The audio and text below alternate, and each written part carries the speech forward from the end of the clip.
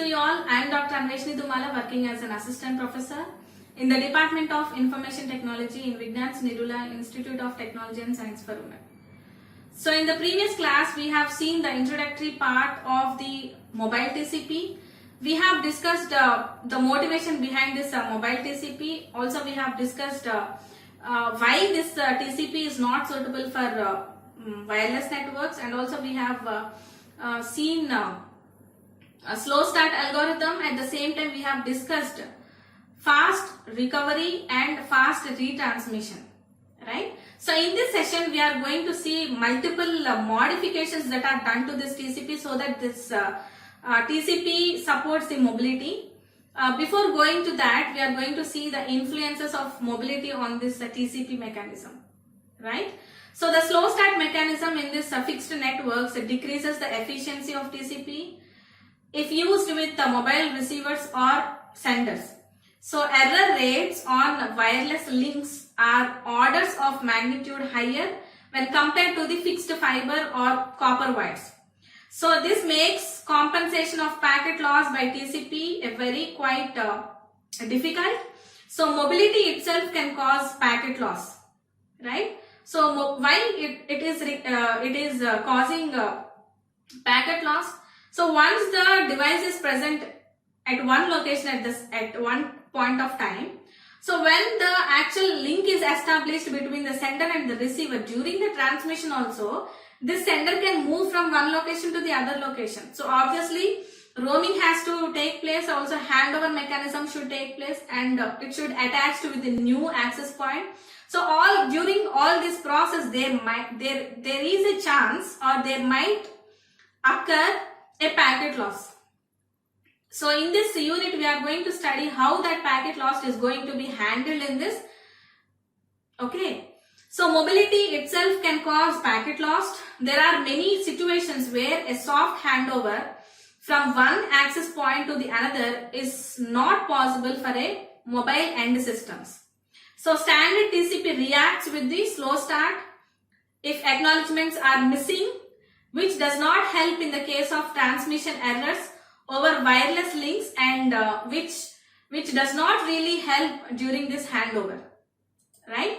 So all these things, all these situations are arised for the modifications to be done to the existing TCP.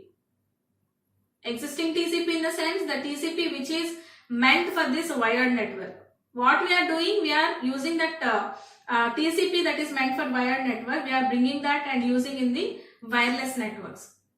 So we have to make some modifications to that. Now we'll see different modifications and different things that are extensions that are made to this TCP so that it supports the mobility of the devices, right? So here we are going to discuss indirect TCP. Okay, indirect transmission control protocol. So in the diagram you can observe that we have a mobile node, also we have a fixed node on both ends, right? So both are having this access point in between.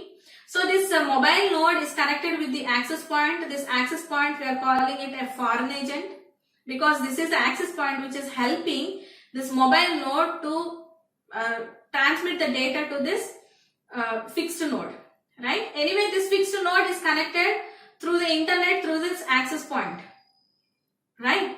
So here, did you observe that this mobile node is connected to the access point wirelessly, that is wireless TCP is used here. And also this fixed node is connected to this access point by using the cable. So here we are using the standard wired TCP. Okay.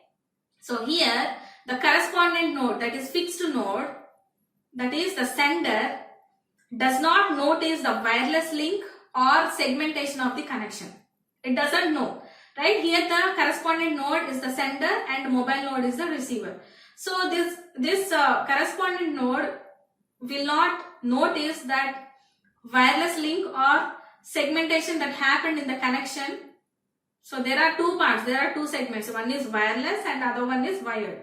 So this correspondent node will not know the segmentation part that happened here. Okay, so the foreign agent or the access point becomes or acts as a proxy and it relays the data in both direction. It will be something like mediator in between the sender and the receiver, right? So it will take the responsibility of relaying the packets and exchanging the packets between the sender and the receiver, right? So when the correspondent node sends the data, foreign agent sends back the acknowledgement to the correspondent node immediately. After that, it is going to send data to the mobile node and get back the acknowledgement. Did you observe one thing here? Before this mobile node actually gets the data and sends the acknowledgement, this access point or the foreign agent is sending acknowledgement to the correspondent node. So if the correspondent node gets the acknowledgement, does it mean that mobile node got the data? Obviously no, because after sending the acknowledgement only, actual transmission to the mobile node is happening, right? So this acknowledgement is when the mobile host receives a packet from the foreign agent, the mobile host also sends back an acknowledgement. So this acknowledgement is a local acknowledgement. It will not be forwarded to the correspondent node. So if a packet is lost in wireless transmission, so no acknowledgement is received, then foreign agent will try retransmitting it again, right? So actually TCP's responsibility is end-to-end delivery, right? Do you think that the main responsibility is achieved here? Obviously not, right? So this is an early approach. So it has some advantages and disadvantages. So now let's see them. So the advantages are there are no changes in the fixed network there are no changes are required in this fixed network. No changes for the hosts necessary. All current optimizations to this TCP still work, right? So next one is transmission errors on the wireless link do not propagate into the fixed network. That is amazing benefit of using this indirect TCP, right? So next one is simple to control. Mobile TCP is used only for one hop between this foreign agent and the mobile host. So therefore a fast retransmission of packet is possible. So the short delay on the mobile hop is known, right? So disadvantages are loss of end-to-end semantics, because it is specially meant for its end-to-end packet delivery. So that is not achieved here. That is why the total meaning, the total semantic, so loss of end-to-end semantic, an acknowledgement to the sender does not know any longer. So next one, the higher latency is possible due to buffering of data within the foreign agent and forwarding a new foreign agent if the mobile node is changing its location, right? Next one is snooping TCP. So here also you can observe we have a mobile host and also a correspondent host. Both are connected to this access point. So part of this communication is wired and part of this communication is wireless, right? So here in this snooping TCP, this foreign agent is going to do two things. One is it is going to buffer the data. At the same time, it is going to snoop all the data that is being exchanged between the source and the destination, right? So here the foreign agent, instead of terminating all packets with the destination mobile host, it buffers. That means it temporarily stores all these packets. In addition to this, it also snoops each packet flowing in both the directions for reading the acknowledgements. Snooping in the sense it is overhearing the traffic in the network. It is seeing all the data that is being transmitted between the source and the destination, right? So buffering towards the mobile host is carried out so that a retransmission can be done in case of missing acknowledgements, right? So a foreign agent buffers every packet until an acknowledgement is received from the mobile host. If the foreign agent does not receive an acknowledgement within the stipulated time, the packet or the acknowledgement have been lost. So in such a situation, this foreign agent can directly retransmit the packet without waiting for the correspondent host. That is the advantage of buffering here. No need of again going to the correspondent node and getting this retransmission done. It is not required because in middle this access point is maintaining the buffer. In that buffer all packets are there. So if this mobile node is missing some data, it can automatically retransmit. Foreign agent can automatically retransmit the data, right?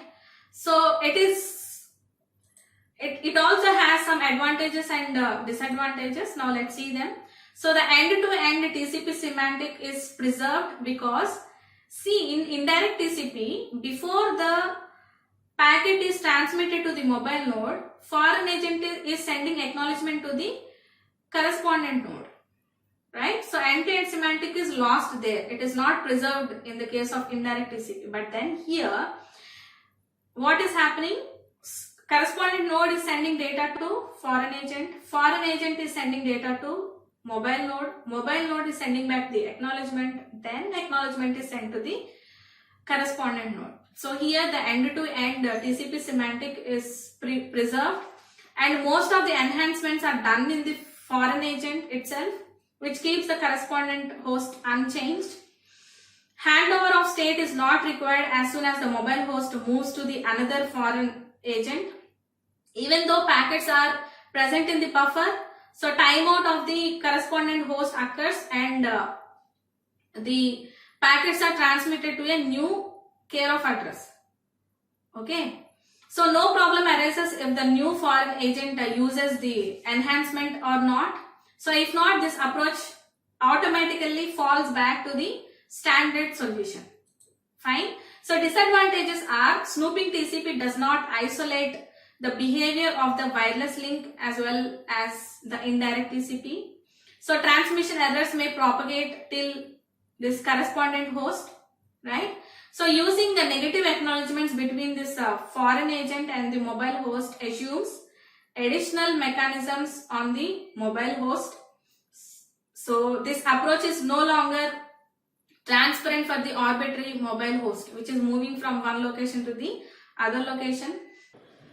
So next one, snooping and buffering data may be useless if certain encryption schemes are applied end-to-end between the correspondent host and the mobile host. So if any encryption is used above the transport layer, so snooping TCP can be used, right? So snooping in the sense it is it is overhearing all the traffic, then encryption is not preserved here, right? So thank you for listening to the class. See you in the next class.